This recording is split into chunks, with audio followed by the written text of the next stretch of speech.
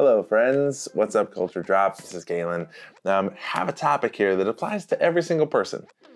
Every person in a work environment, whether you're a leader, colleague, person, just as a human being to other people, and it is about delivering feedback harshly.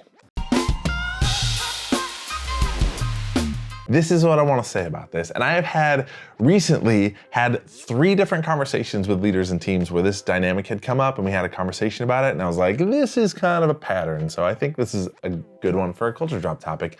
Here's what it is. When you deliver feedback to somebody else, I think it's really, really imperative to think about how you are delivering that to someone else. And if you deliver feedback harshly, and I guess the reflection here is if you think about what is your intent? What is the impact that you want this feedback to have? If somebody is doing something that's not up to snuff or you have feedback about something, it's do you want to correct this thing, this project, this thing that you're talking about specifically? Or do you want that feedback to impact that person by delivering also shame or criticism? How do you want them to feel? What impact? Because when you deliver feedback harshly, 2 things happen, right? It's one, you're giving feedback about this project or thing or whatever the subject of the feedback is, but you're also having this additional impact on someone to make them feel criticized or embarrassed or to shame them.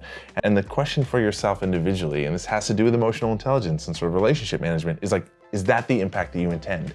Do you intend to also hurt this person's feelings potentially and make them feel bad versus I'm just giving feedback about this thing?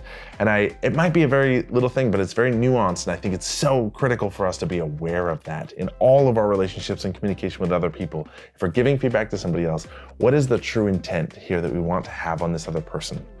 And if you do not want them to feel criticized or shamed or embarrassed, then be very conscious of your language, the words that you choose, the way that you frame it up to them, right, in terms of delivering this feedback. I think that's really important that we're conscious that way. And people who communicate that way, who deliver feedback that way, who are very conscious and intentional about those things, create healthy relationships, right? Feedback now can be an opportunity where I'm building trust and building rapport. I'm coming from a place of I care about you, but here's this feedback on this thing.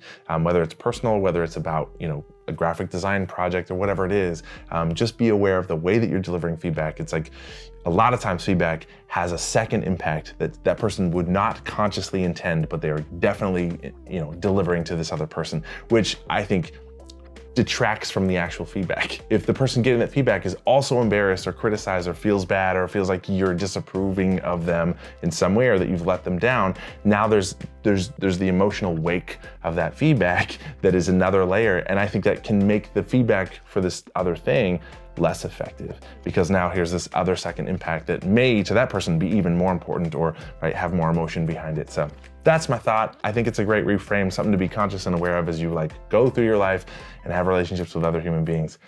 Cool. All right. Go be awesome. Thanks for watching and tuning in. Subscribe to our channel. We put a lot of content on here. You can also subscribe to the Culture Drop mailing list and get these emails in your inbox every Tuesday morning. Follow our social media channels. Put a lot of free content out about just being more awesome and building great teams.